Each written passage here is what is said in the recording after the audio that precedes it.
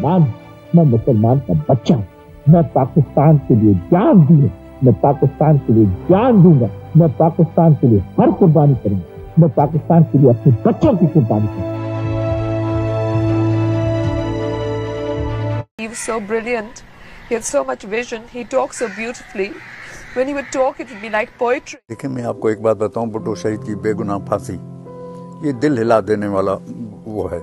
पूरी दुनिया ने इस बात की मजम्मत की और दुनिया गमगीन थी।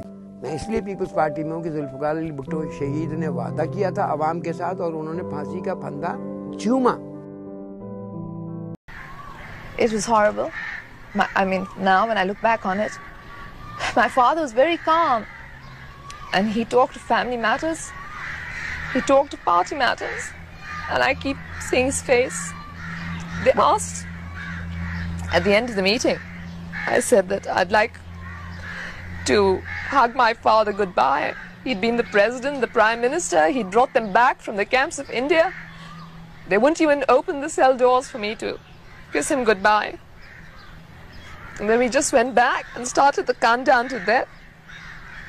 Nobody else knew, nobody else was aware.